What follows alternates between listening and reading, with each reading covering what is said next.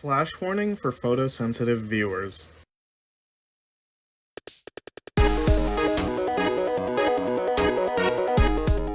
I cannot stop playing Risk of Rain 2.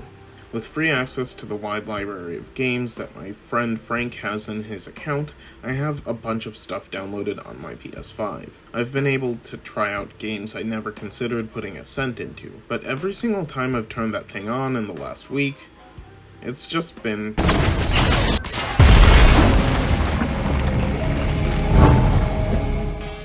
like, wow, it's exhilarating.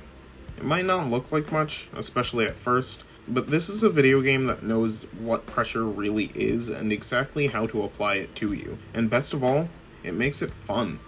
For comparison's sake, I think Hades is a really cool game, but I really don't like playing it. It just feels redundant on a level that runs counter to the ideas that I think make games fun.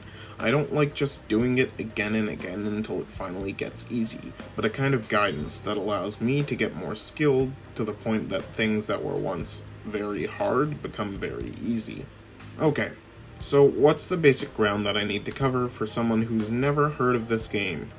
You're in space, it's full of monsters, and it will kill you unless you get good.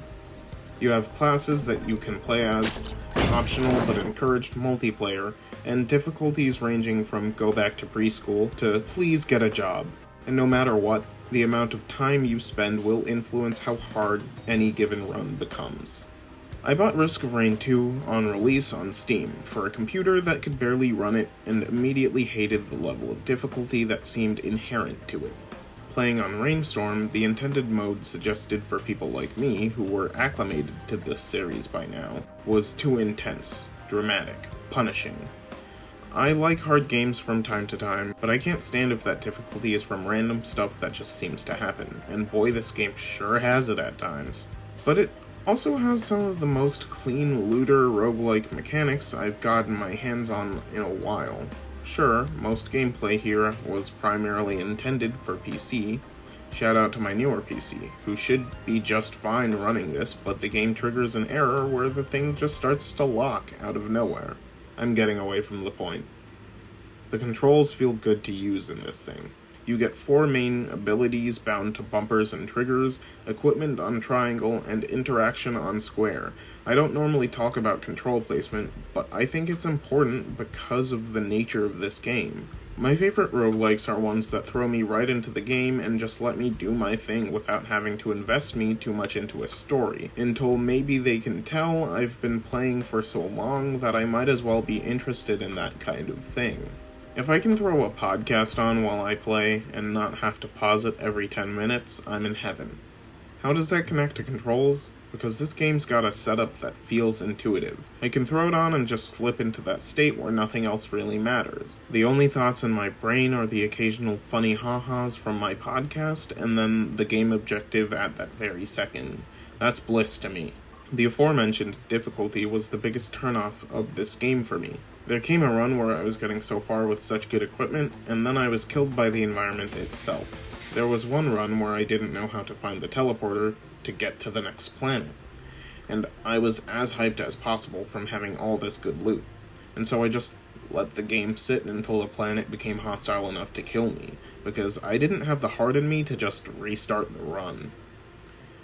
But as I had experiences like that, I realized that if I'm efficient enough and I make quick work of all of the enemies around me, chances like that will come very quickly, and I'll know enough to get around all of it next time. If you're playing this game with your all, every run can be your best run. It's just a matter of learning enough to get there.